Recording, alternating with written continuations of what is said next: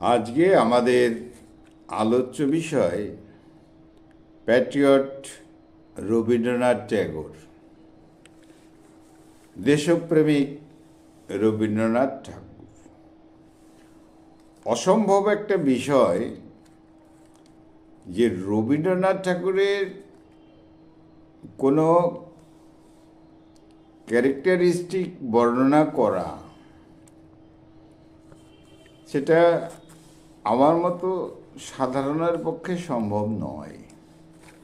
তবু ছাত্রদের পরীক্ষায় দরকার হয় যে প্যাট্রিয়ট রবীন্দ্রনাথ ট্যাগর। সেই জন্য এই গুরুদেবের প্রতি শত সহস্র শ্রদ্ধা রেখে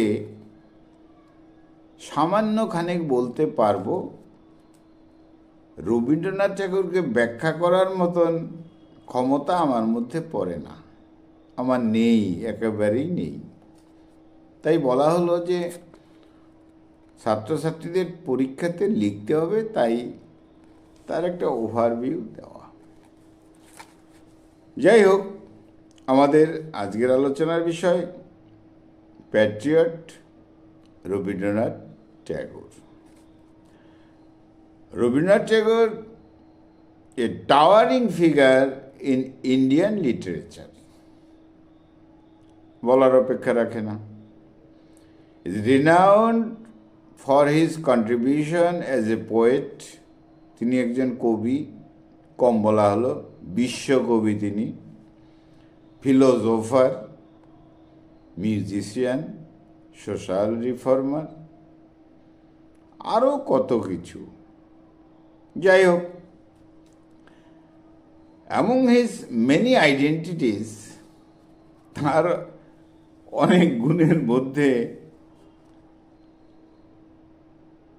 প্যাট্রিয়টিক পোয়েট তাকে বলাই যেতে পারে। দেশপ্রেমী কবি, এটাও একটা তার বিষয়।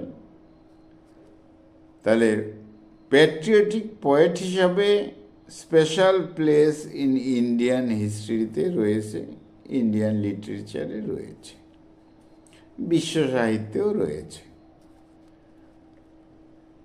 ট্যাগরস প্যাট্রিজম, তার যে দেশপ্রেম, ওয়াজ এক্সপ্রেসড থ্রু হিজ আর্ট। তার যে আর্ট শিল্প, তার মধ্যে, তার মাধ্যমে দেশপ্রেম খুঁজে পাওয়া যায়। তার লিটারেচার, লেখালেখির মাধ্যমে তার দেশপ্রেম এবং social and political welfare of India. Indirectly political welfare of ইন্ডিয়ার যে কথাবার্তা তিনি বলেছেন, তার মধ্যে দেশপ্রেম, এবং সোশ্যাল ওয়েলফেয়ারের ক্ষেত্রেও তার দেশপ্রেম লক্ষ্য করা যায়। হ্যাঁ, তার সময়কার যে কন্টেম্পোরারি ন্যাশনালিস্ট ছিল, সেই সময় যে সমসাময়িক রাষ্ট্রনেতারা ছিলেন, তাদের থেকে কিন্তু রবীন্দ্রনাথ ঠাকুরের চিন্তাভাবনা আলাদা ছিলেন। স্বাভাবিক, তিনি তো তথাকথিত পলিটিশিয়ান ছিলেন না, কিন্তু তিনি দেশপ্রেমিক ছিলেন। পলিটিশিয়ানরা যে অর্থে ন্যাশনালিস্ট, তিনি সেই অর্থে থাকার কথাও নয়, তিনি ছিলেনও না। অর্থাৎ ডাইরেক্টলি কোনো পলিটিক্স তো তিনি করতেনই না, কিন্তু পলিটিক্যাল ভিউ তিনি রেখেছেন। তাহলে ট্যাগরস ভিশন অফ প্যাট্রিজম, তার যে ভিশন দেশপ্রেমের প্রতি, was not confined to mere political independence. নিতান্তই পলিটিক্যাল ইন্ডিপেন্ডেন্স, রাজনৈতিকভাবে স্বাধীনতা পেতে হবে, তার জন্য তিনি দেশপ্রেমিক, এমন কথা তো একজন মূর্খেও বলবে না। তার যে দেশপ্রেম, সেটা ছিল to spiritual and cultural revival. Indian কালচারকে এবং তার পথ ধরে বিশ্ব কালচারটা কী করে এগিয়ে যাবে, স্পিরিচুয়াল যে আধ্যাত্মিক যে দিক,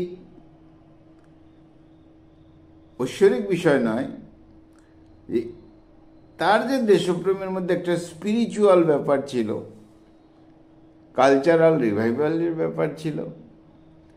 অর্থাৎ এতটা গভীরভাবে তিনি প্যাট্রিয়টিজম, দেশপ্রেমটাকে লক্ষ্য করেছেন। তাহলে রবীন্দ্রনাথ ট্যাগর ওয়াজ এ গ্রেট পোয়েট বলার অপেক্ষা রাখে না। একজন প্যাট্রিয়ট, অবশ্যই দেশপ্রেমিক। হি বিলিভড, তিনি বিশ্বাস করতেন, in the peaceful coexistence of human beings. একটা শান্তিপূর্ণ সহাবস্থান থাকবে ভারতীয় মানুষদের, শুধু তাই নয়, বিশ্ব মানবদের কথাও তিনি ভেবেছেন।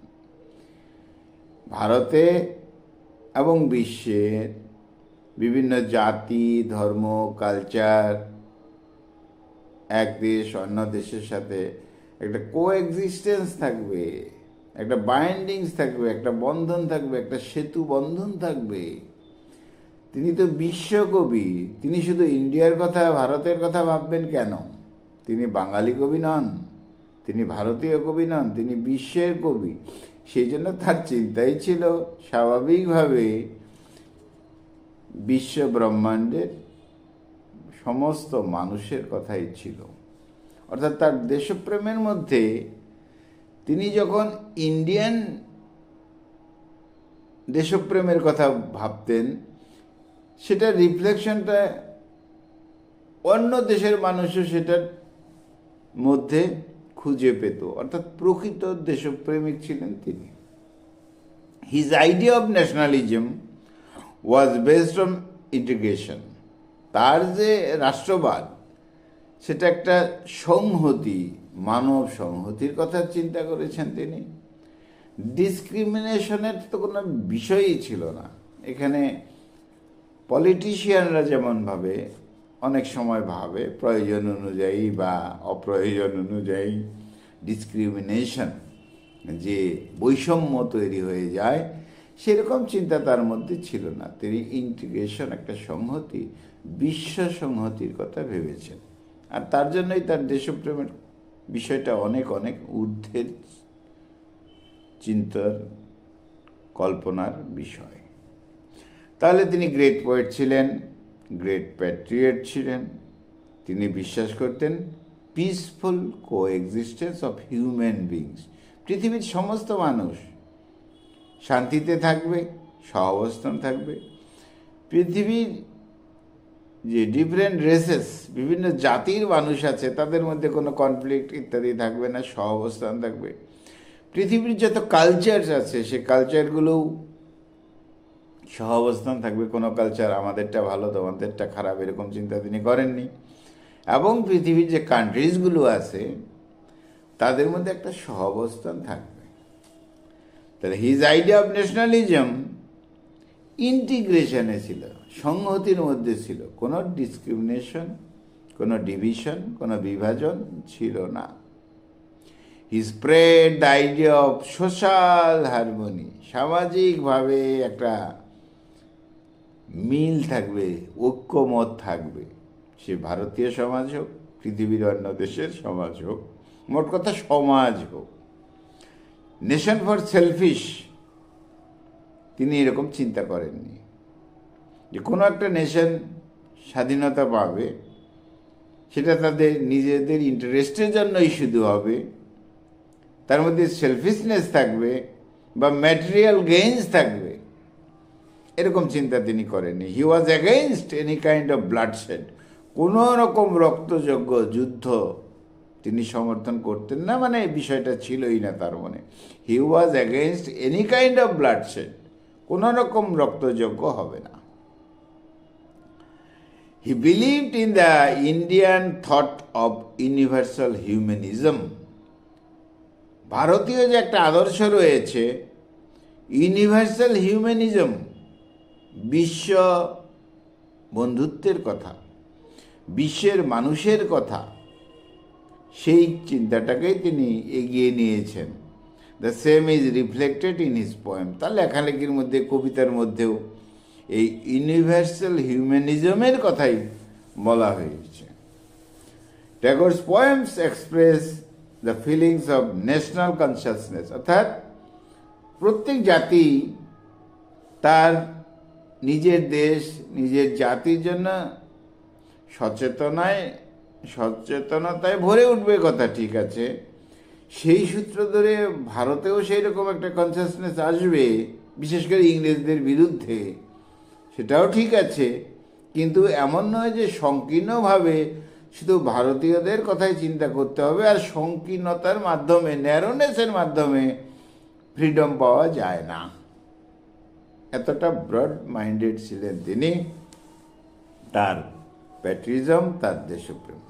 হি try to awaken the soul of Indians. তিনি চেষ্টা করেছেন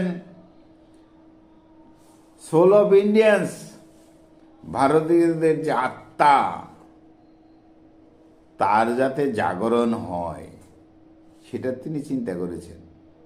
শুধু ভারতীয়দের জাগরণ হবে ইংরেজদের বিরুদ্ধে, শুধু তাই নয়, সোল অফ ইন্ডিয়ান্স, প্রকৃতভাবে ভারতীয়দের আত্মাটা জেগে উঠবে। And Regain the lost glory of the past.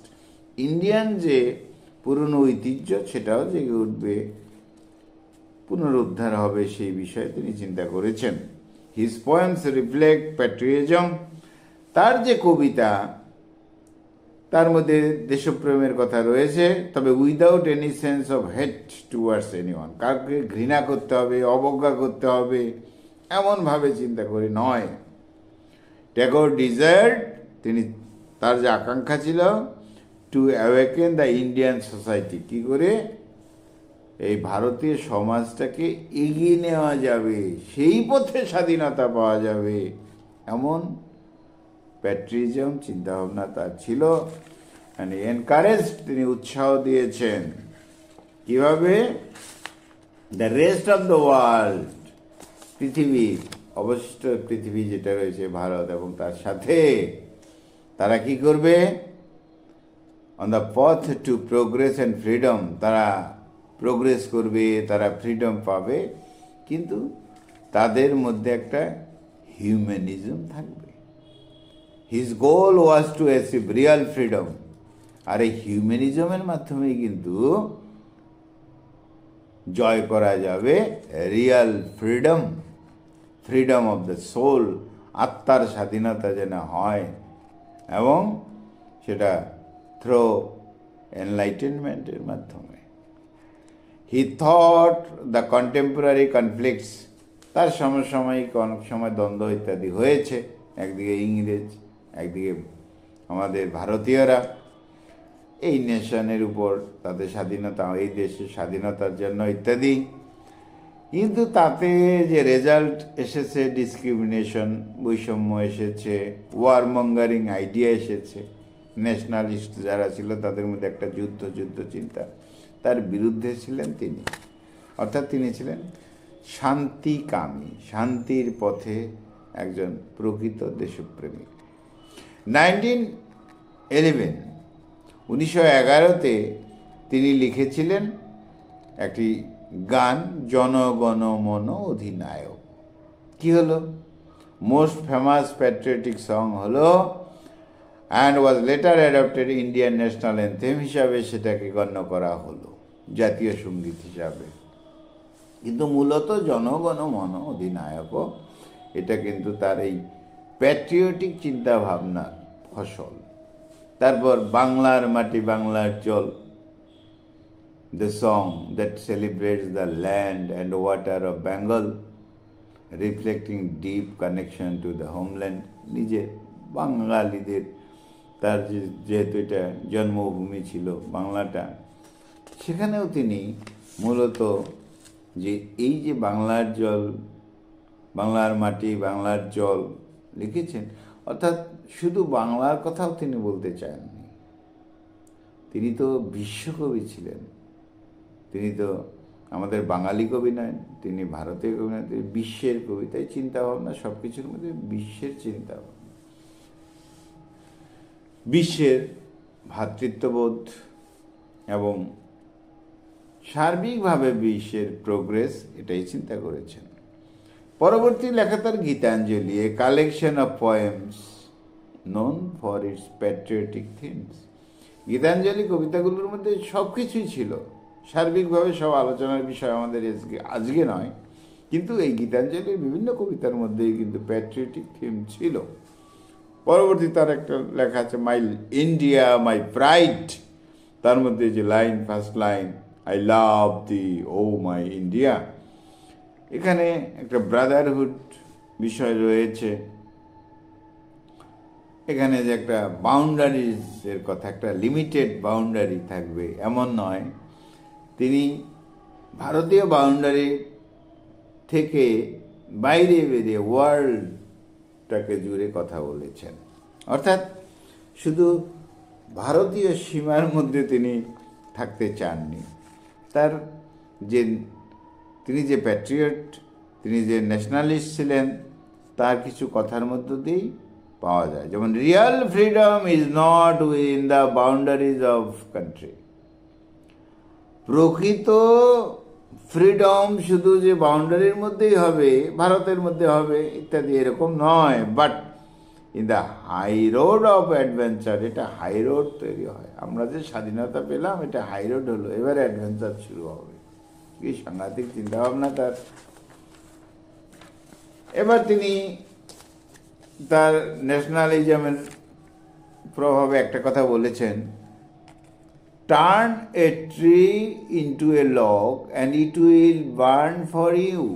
তুমি একটা গাছের শিকড় উপরে ফেললে, তাকে লগ তৈরি করলে, কেটে দিলে, খণ্ড খণ্ড করলে, it will bring burn for you, তোমার জন্য এটা হয়তো কি দিবে, আগুন বা কিছু দিবে, জ্বালানি দিবে, but it will never bear living flowers and fruit. কিন্তু সেই গাছটা কিন্তু, যে গাছটাকে তুমি কেটে দিয়েছ, সেটা কিন্তু তোমাকে জ্যান্ত ফুল ফল কিছু দিতে পারবে না।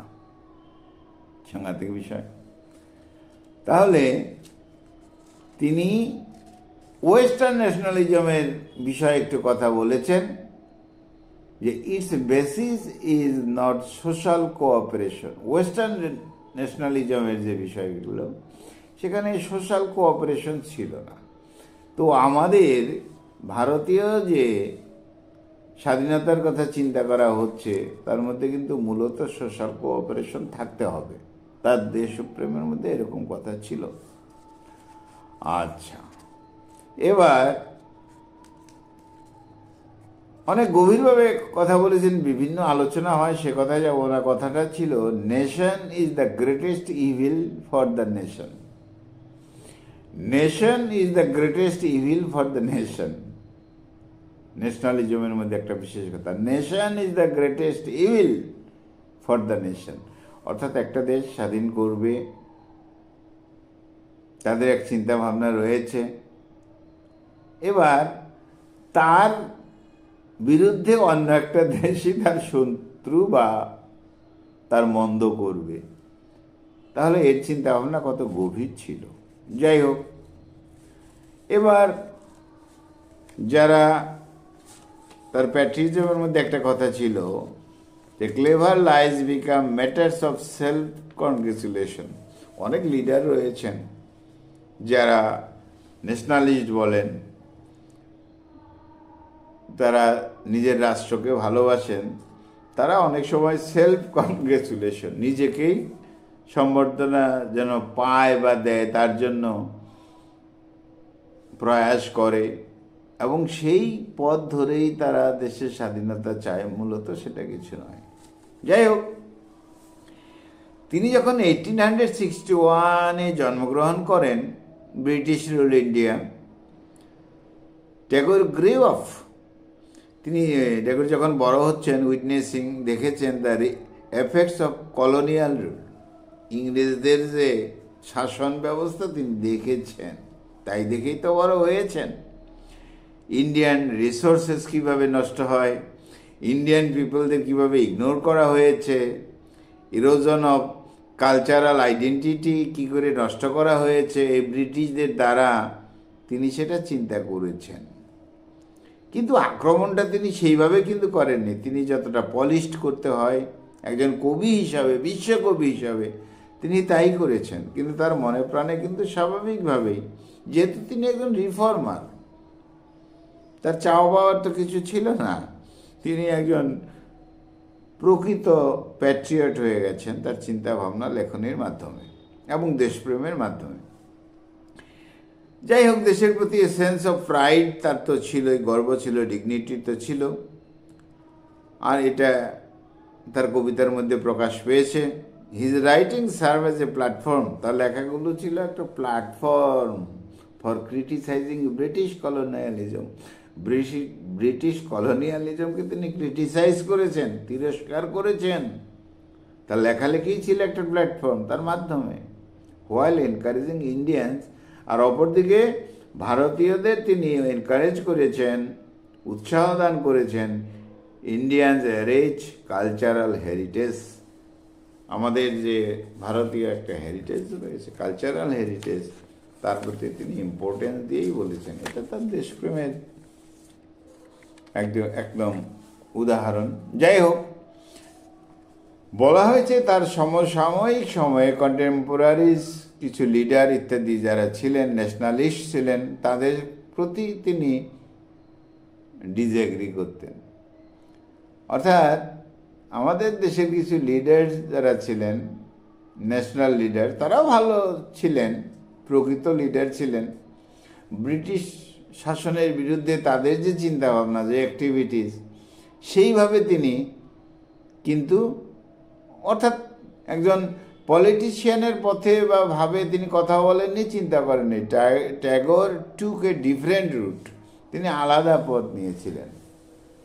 হি believe that Indian fight for freedom was as much about internal transformation as it was about external liberation. অর্থাৎ শুধু ভারতীয় চিন্তা, ভারতের স্বাধীনতা আসবে এমন চিন্তা নয়, সাথে সাথে বিশ্ব জুড়ে অন্য অন্য দেশও তো ছিল যারা স্বাধীনতা পায়নি, ইংরেজদের অধীনস্থ ছিল।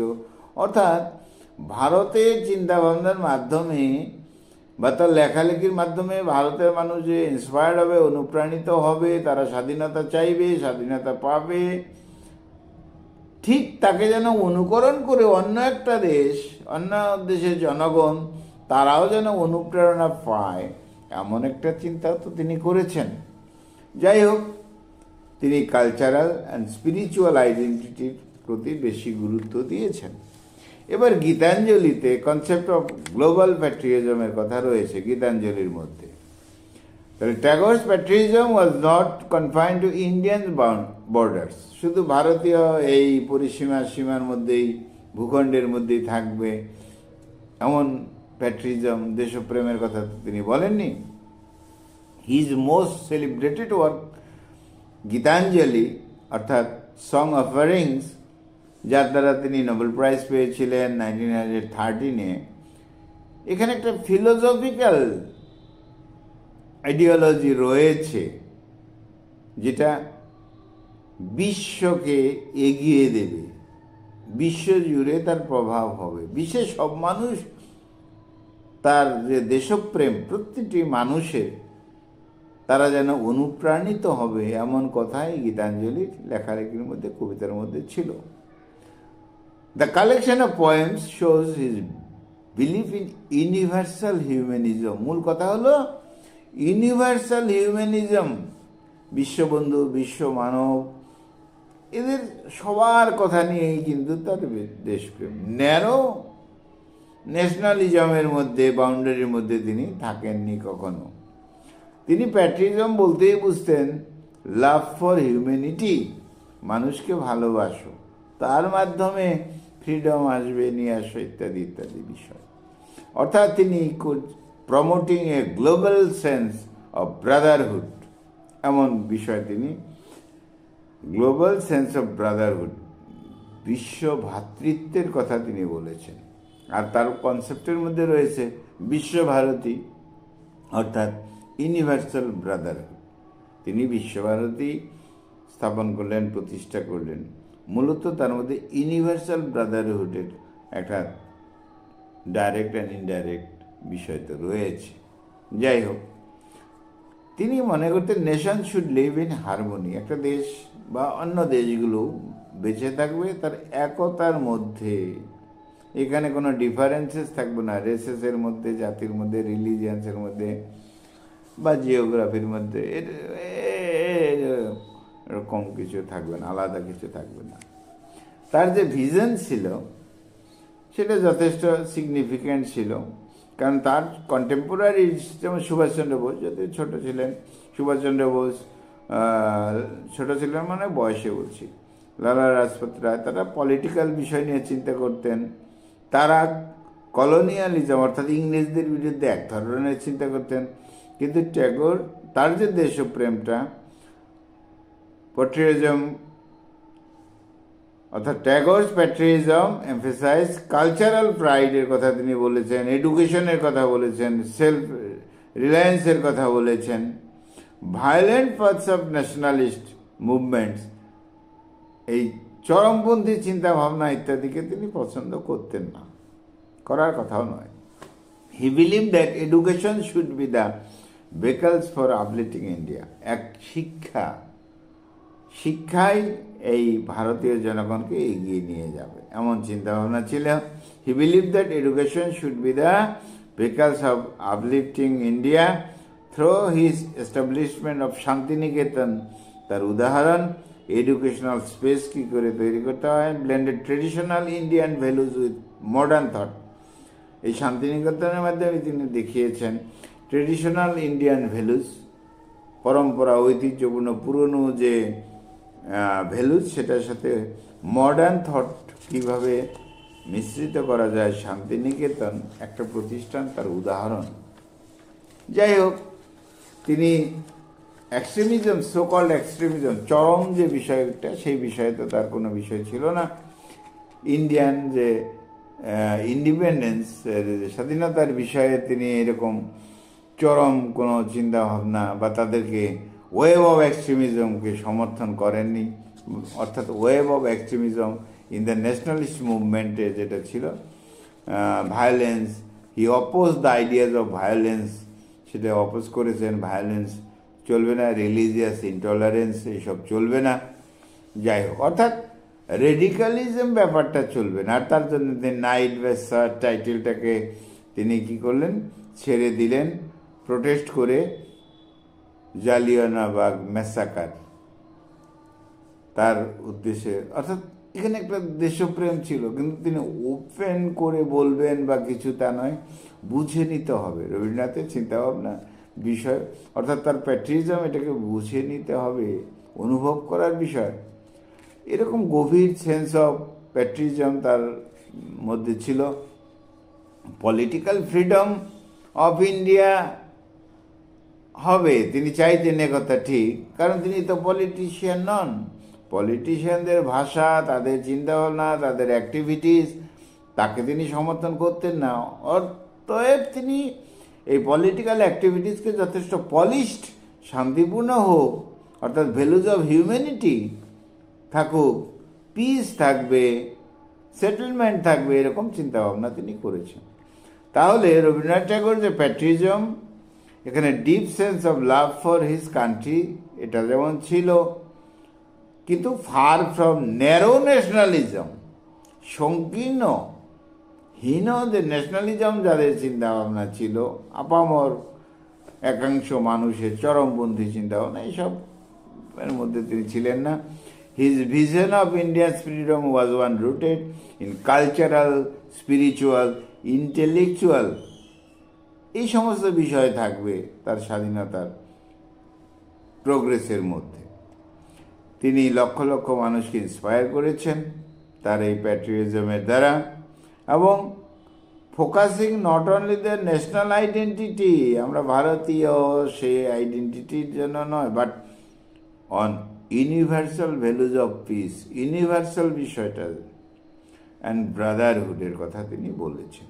তাহলে বন্ধুরা, রবীন্দ্রনাথকে নিয়ে কোনো বিষয় আলোচনা করা দুঃসাহস তো আমার নেই, তাকে ব্যাখ্যা করে বলা সম্ভব নয়, কিন্তু আমাদের স্টুডেন্টদের লিখতে হবে রবীন্দ্রনাথ গ্রেট প্যাট্রিয়ট, সেই বিষয়ে একটা ওভারভিউ লিখতে হবে। তো তিনি ভারতের কবি বলবো এটা তো বলা যাবে না, তিনি বাঙালি কবি ছিলেন তাও বলা তো উচিতই নয়। তিনি বিশ্বকবি ছিলেন, তাহলে তার চিন্তাভাবনা বিশ্বকে নিয়ে, বিশ্বের মানবকুলকে নিয়ে, তার জন্যই তো তিনি বিশ্বকবি। আর যিনি বিশ্বকবি, বিশ্বজুড়ে কবি, তার প্যাট্রিজম, দেশপ্রেম, সেটাও তো বিশ্ব জুড়েই থাকবে, এ তো মূল কথা। তাহলে বন্ধুরা, এই ছিল আমাদের আজকের আলোচনা। Rabindranath Tagore called a great patriot, একজন মহা দেশপ্রেমিক ছিলেন রবীন্দ্রনাথ ঠাকুর। বন্ধুরা, খুব ভালো থেকো, খুব ভালো থেকো। আমার চ্যানেলটা সাবস্ক্রাইব করো। Thank you, thank you, thank you, thank you.